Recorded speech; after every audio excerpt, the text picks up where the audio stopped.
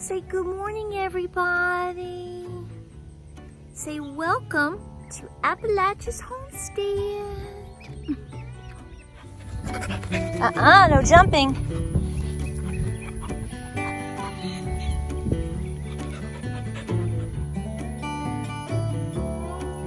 Woo! Come on.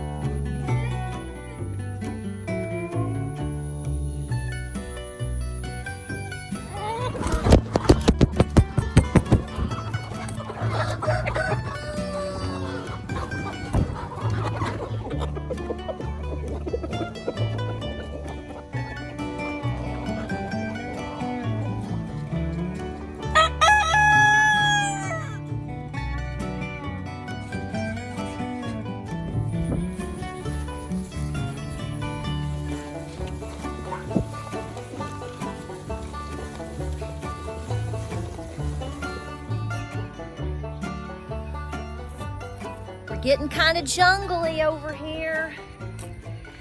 Kinda. So, I wanted to make this video the past couple of days based upon comments that I get on my channel.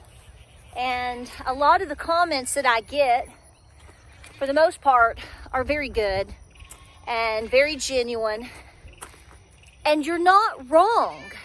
But there's a reasoning and a reason why I do things the way that I do, and sometimes I don't tell you that, I just assume you know. I always say this, you know how you go to the doctor and they start talking in way far out medical science terminology, and I always have to stop them and say, I am so sorry. I need you to talk to me like I'm 5. Don't assume I know what you mean. I want you to break it down, honey. And they do. So I'm gonna break it down. Can you see? Look, we are nothing but bona fide mud. And I want you to look here. I still have potatoes in the ground, y'all. What in the world? So I've got some critters up here that are wanting breakfast. I'm late today because, I'm trying to step over watermelons.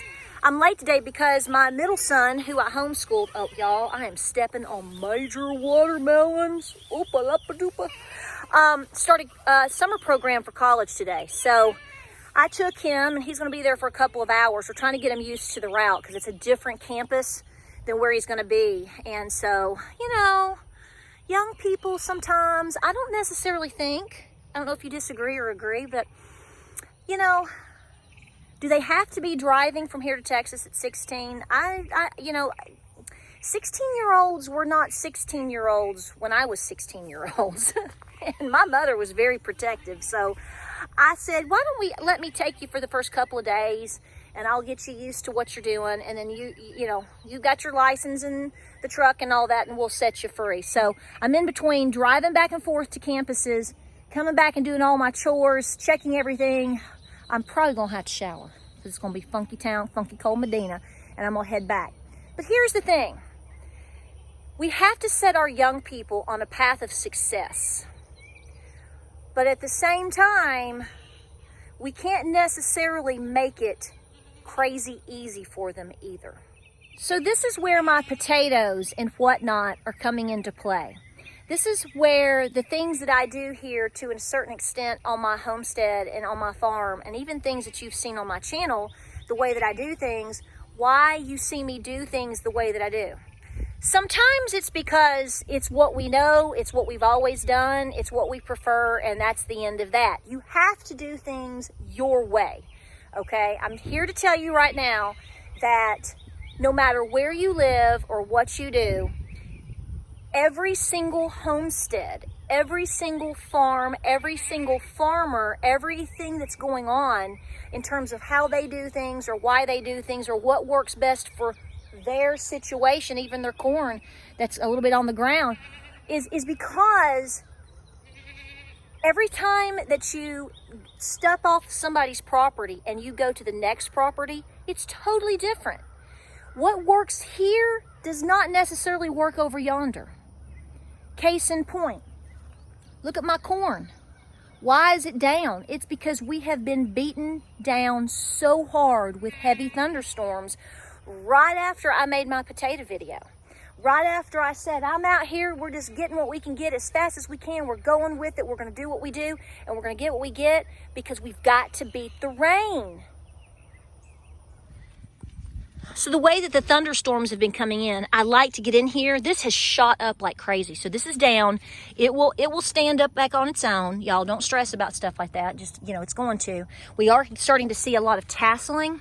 But I like to get out here and I like to pull the final little bits of weeds in between my corn. But when you have lightning like we've had, it's just been impossible. In school with the kids, it's just been impossible. So I'm not going to stress about it today because I certainly could. You've got to go with the flow. So there's points in this of which you just got to let nature do its thing and don't stress about it. But there's also times where you have to do your deal. So 2 points here. Number one, I said in the video, which James and I talked about it because I've had a couple of y'all, I don't have like 2 people. You pulled your potatoes too soon. Well, I'm not trying to be a burly butt, but I did say in the video, the reason we're out here and we're trying to get what we can get tonight as quick as we can get it is because we have massive thunderstorms coming for like 10 days. I don't think I said 10 days, but it really is. It's every day. It's supposed to be today. I'm talking just totally crazy storms. Monsoon style rain. That's why I'm showing you my corn. My corn is somewhat down because the rains have been so heavy. I'm showing you the mud because I'm showing you I'm sinking in mud right now. That is why we pulled our potatoes when we started pulling them. Could they have gone another 10 days? Absolutely they could have. But you take a risk. And the reason I chose and we chose to get our hind ends out here and start pulling things by hand for 2 reasons. Number one, we know what the weather does here in Southeast Tennessee. We've lived here our whole life. I have. So we know that when the rains at certain times of the year hit, you're not doing anything. You'll be good to mow your yard, and good luck with that too. We're going to look like a jungle very, very soon. So it's common sense and a little bit of common sense and a little bit of experience over the past umpteen years dictates and says, Patera, James, Gabriel, Bo, everybody, you might want to get out there and see what you can get and get what you can get, because you know what? If you wait just 1 or 2 days, you may get nothing at all, which is what we are about to fight. So I'm going to have to now get out here with further equipment to dig potatoes up. So the second comment there that I got from a couple of y'all, and y'all are just being helpful. I know y'all. You're like, that poor old girl, she don't know. She don't know. That poor old girl, oh my gosh, she's out there. Look at her. She's on her hands and knees, digging with her hands. Is she Ada from Cold Mountain out there trying to dig up all these potatoes that are half rotted in the ground in the middle of winter? What is that girl doing? Let me tell you why. I try to do things by hand. And the simplest path of resistance when we can. Why? Well, I'll tell you why. And y'all don't necessarily think like me. And that is okay. That is why I always tell you to do things your way, honey. And do what works best for your farm. But here's what I fear.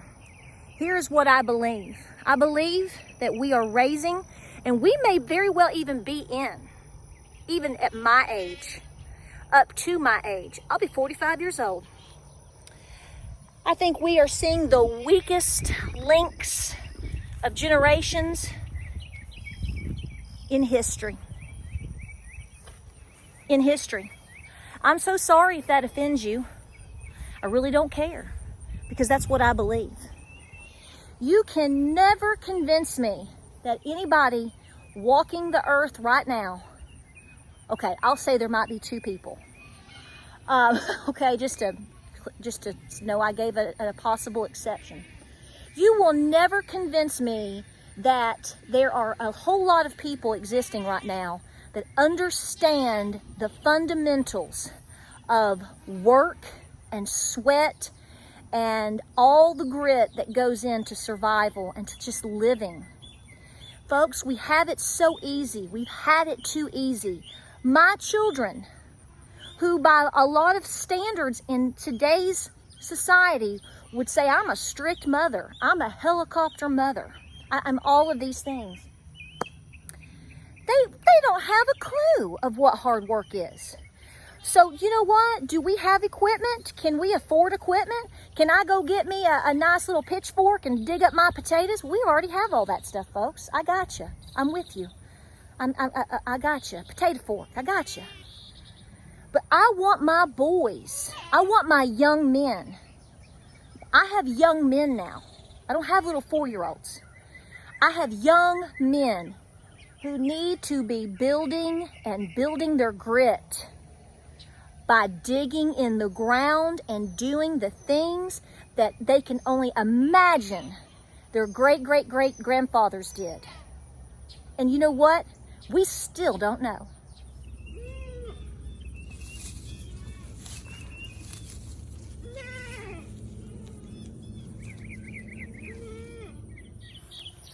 Most people, I'm coming.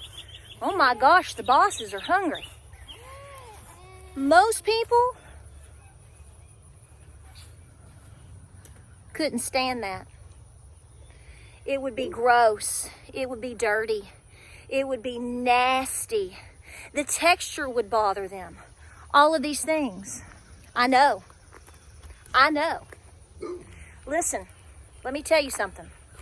I can't preach to you on how to raise your kids, and I'm not certainly going to try. But what I did learn by raising 3 boys, and what I learned particularly by raising one as a youngster who had some issues, sensory issues, texture issues, issues with neurological issues, seizures, different things like that. We had to break him through. Now that doesn't work for everybody, so I'm only speaking of my situation, so please don't comment about whatever, because I'm not telling you how to raise your kids, and I'm not telling you what's best for you. I'm telling you only my deal, because I know how sensitive mamas get about stuff like this. I am not telling you what you're doing is right, wrong, or indifferent. What I'm saying is, you know what? And I've mentioned this before in a video several years ago. You got to get in the pudding. You know how I broke my son in a lot of ways from texture issues and problems? Is I put him right in it. I put him right flat smack dab in the middle of a pudding in the bathtub and let him feel it. And I let him work it out. And he did. That's just an example. So I'm talking about somebody who would be in occupational therapy, who, you know, just physiologically, out of his own control, has issues. And as a mother, I would push the limits on everything I could with him to break the mold. You don't need to do this? Well, fine. What sport can we put you in to cross the boundary, to make you realize that you're going to be okay? You're having anxiety. Clearly, we all have anxiety. What's the best way to break him through? Sometimes you just have to go through it so that when harder times come or harder situations come or your anxiety hits, you know you're going to be okay and you can break through that. Again, our scenario only. So when we go out and we work the garden, or when we clean our chicken coop, or when we do a lot of things that are hard labor or are disgusting or whatever, I think it's important for me, considering our story and what I've been through, which you only know a couple sentences about, the best thing for my kids is to put them smack in it. No, I don't want my 16-year-old son, who's as big as a tree, to be like, ooh, ooh, ooh, on pulling a potato. And he was, because that's the way young men are now. A lot of them. You're not getting off that easy with me. You're not getting out of here. Yeah, you're going to stink. You're going to smell. You're going to sweat. You're going to pull. You might get a mosquito bite. And yeah, you're probably going to get a tick. But But you know what? Someday, at some point, things could be so bad for you that this is all you've got. And you better know that you've been there and done it at least once. And you better know that you've been there and done it twice to the point of how it should be done or could be done. If all else fails you, if you don't have help, if you don't have equipment, if you don't have these things, can you and your bare-natured hands and your mind handle what you need to do to get the items or do the things that you need to do to survive? I've got a video coming up. I haven't been able to go through my footage yet. We went to a primitive skills camp with a really good friend. I'll put the information in the video when I make it. I made my boys go to a primitive skills encampment on Saturday this past weekend. And I knew they'd have a blast when they got there, and they did. They didn't want to leave. And, you know, you have to leave. You got to leave everything behind, right? I mean, you know, you take your bug spray or whatever, but you don't have, you can't sit there and be on your phone. You are going to be working with throwing an axe, and you're going to be learning how to build fires, and you're going to be working with flint, and you're going to be, if you want to eat right there, that deer meat's sitting right there in that cast iron, right there on that open fire. And you know what? You're gonna fire a few muskets, whatnot. And it was very hard to do some of these things. And when you start to do them, you realize how bad you are at them. You realize you're good at a few things too. But my point is the conversation always led to. Okay, so let's take a long rifle, for example. And I'm not an expert on this, okay? So, you know, I'm sure these guys will watch my channel are going to be like, blah, blah, blah, blah, blah. That's fine. To physically hold one as a woman, to hold it up, to firing it wasn't the big deal. It was holding it up accurately enough to hit my target. These men, 200 years ago, 300 years ago, our Scots-Irish, our English, our indigenous men who were using all of these primitive skills and tools and items, folks, these men were beasts. Beasts. That's plural if I can't get it out. I had to prop my gun up against a tree with my hand in order to hold it.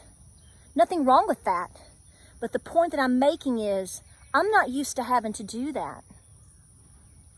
And so when you're using these types of items, and when you did, it was for two reasons. It was for basically self-defense, obviously, which was for different times in history, or so you can take it and drag it home and eat.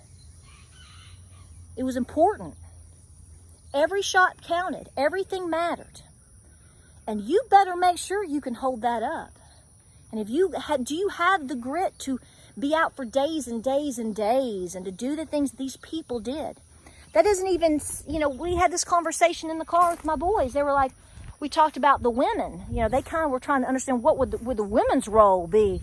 And my husband quickly corrected them. He was like, they might have not been out every day or every week or every month doing exactly what the men were.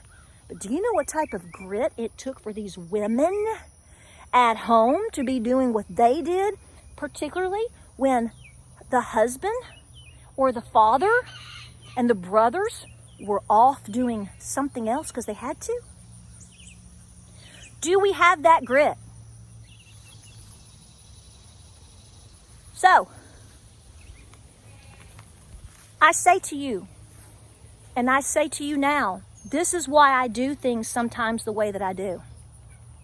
I want my children to fail. I don't want the cake to come out of the bundt pan perfectly.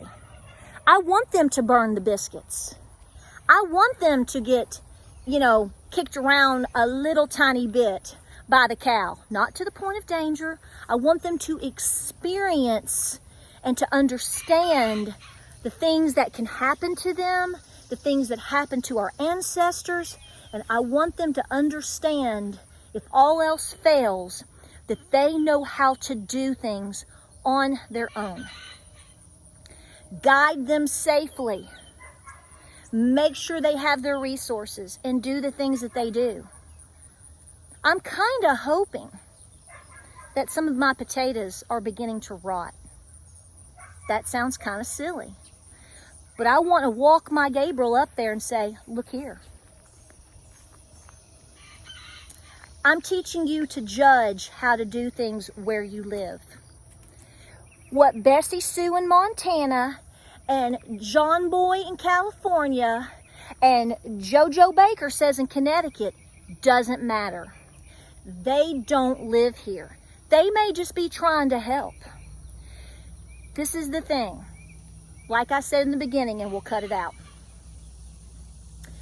You can live right here, for example, and have beehives. Listen to me. You can live right here. And you can have somebody who knows everything about raising bees. I mean everything. Or at least thinks they do. And they can live, let's say, 30 to 50 miles south of you. That doesn't sound too far. Still really hot and gross 30 miles south of here. But when it comes fall, and it comes October, November-ish, and it's time to winterize your bees, you don't do what they do. You're further north. You might be up on the mountain. Everything that they've told you to do so far, that they do on their farm and place, has worked great. But guess what? If you wait until they tell you to winterize your bees, say November 1st, you might walk out and find all your bees dead. Because see, the fact of the matter is, you got frost 2 nights ago and last night when they didn't. You waited too late. So if you're going to take advice or give advice or seek advice from anybody, they need to be very close to you. And they need to understand your situation. They need to understand your farm and the needs of your family. Good advice from good places is a good thing, but it doesn't mean it always applies. You have to do what works best for you, your family, and your farm. Do that. And by all means, get those kids out and get them dirty, in the dirt, and working till their little fingernails are something your mama would have been embarrassed you went to church with, because that's what it's going to take. Appreciate you watching. I'm late. I'm late. Gotta get all this done. It's hot. Hey, it's gonna be okay. If you fail, that's the only way you're gonna learn. I love y'all. Thank you so much for the support. Let's get these critters fed. We'll see you on the next video.